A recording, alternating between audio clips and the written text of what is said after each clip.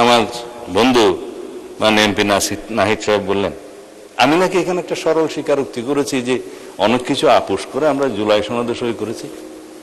হ্যাঁ, আমি মাননীয় প্রধানমন্ত্রীকে অনুরোধ করছি আজকে ইন্টারিম গভর্নমেন্টের 18 মাসের সকল কিছুর জন্য আপনি দুর্নীতি দমন কমিশনকে নির্দেশ দিন। করাপশন কোথায় হয়েছে, কিভাবে হয়েছে, কারা করেছে সবকিছু ফাইন্ড আউট হোক। কারণ ভিত্তি হচ্ছে টিআইবি গত কয়েকদিন আজকে একটা রিপোর্ট দিয়েছে, আপনারা পত্রিকায় শুনেছেন। সর্বোচ্চ দুর্নীতি হয়েছে ইন্টারিম গভর্নমেন্টের সময়ে, সেই দুর্নীতির করে আমি বলছি না, পত্রিকাটা এখন আমার কাছে নেই, সবাই নিশ্চয়ই দেখেছেন। তো তারা তো এক্সামশন পেতে পারে না। এখন এটা তাহলে আর পড়ি না। আর এই একটা অস্থির সময় পার হয়ে নির্বাচন আদায় করতে হয়েছে মাননীয় স্পিকার আমাদের।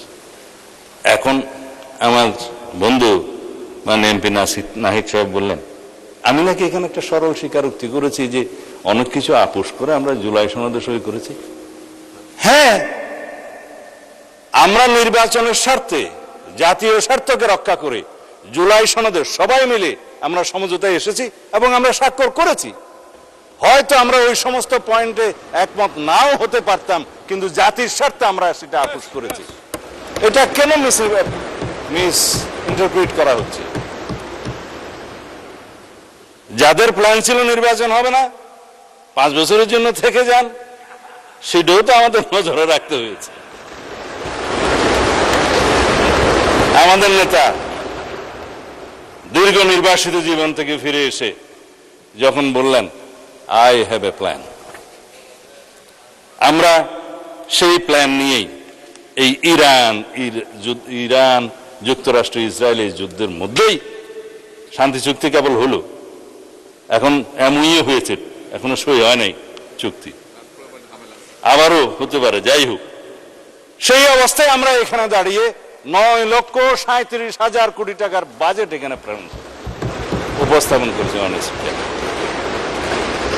যেখানে এই যে বৈশ্বিক এত অস্থিরতার মধ্যে বৈশ্বিক মুদ্রা ব্যবস্থার পতন হচ্ছে, গণতন্ত্রের অনেক জায়গায় পতন হচ্ছে, দুর্ভিক্ষের হাতছানি দিচ্ছে, এই সময় আমাদের নেতা 100 দিনের প্রোগ্রামে নির্বাচনী ইশতেহার অনুযায়ী যে সমস্ত প্রতিশ্রুতি আমরা দিয়েছিলাম সামাজিক নিরাপত্তা বেষ্টনীর জন্য, দরিদ্র মানুষের জন্য, এই সমাজের উন্নয়নের জন্য, কৃষকের উন্নয়নের জন্য সমস্ত পরিকল্পনা আমরা ইনিশিয়েট করেছি, শুরু করেছি।